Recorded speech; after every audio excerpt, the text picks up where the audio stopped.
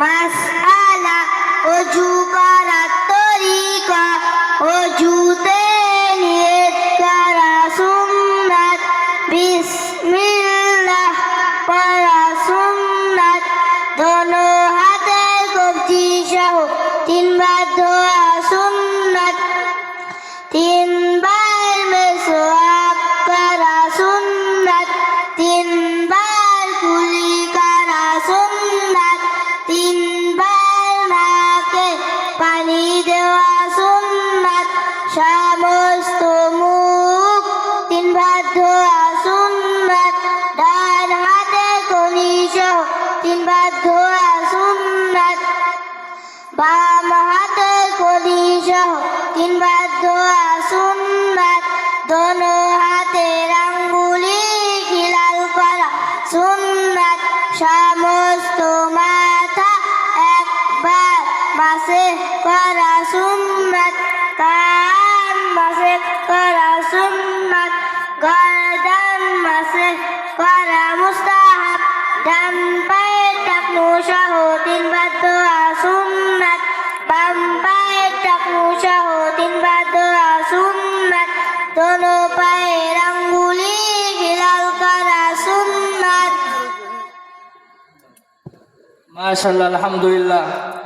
এই ছোট্ট শিশু বাচ্চা ওযু করার তরিকা, ওযু করার নিয়ম, কিভাবে কয়ভাবে কোন অঙ্গটা কয়বার ধুতে হবে ইনশাআল্লাহ সব বলে দিয়েছে। আমরা কিন্তু অনেকে পারবো না। ওযুর ফরজ আছে, সুন্নাত আছে, কোন অঙ্গটা কয়বার ধুতে হবে মাশাআল্লাহ ইনশাআল্লাহ সে বলে দিয়েছে।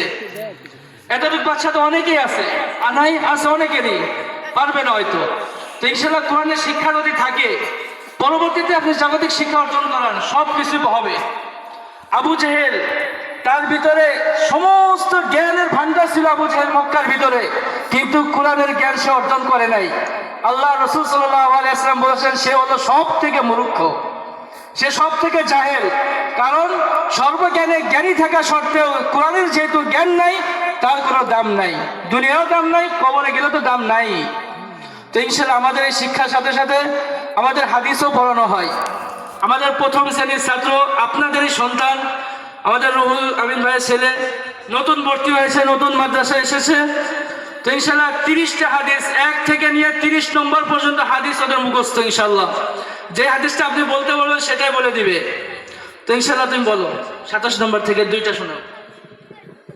27 নম্বর হাদিস শরীফ, ফাদলুল আহাব্বুল বিলাদি ইলাল্লাহি মাসাজিদুহা ওয়া আবগাদুল বিলাদি ইলাল্লাহি আসওয়াকুহা। হাদিস শরীফের অর্থ আল্লাহু তাআলার নিকট দুআ করে না সবচেয়ে প্রিয় জায়গা মসজিদ এবং সবচেয়ে খারাপ জায়গা বাজার।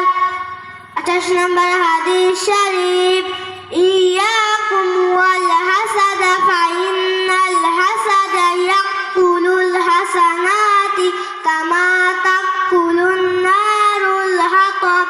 হাদিস শরীফের অর্থ হিংসা হইতে দূরে থাকো, কেননা হিংসা নেকিকে ধ্বংস করিয়া দেয়, যেমন আগুন শুকনা কাঠকে।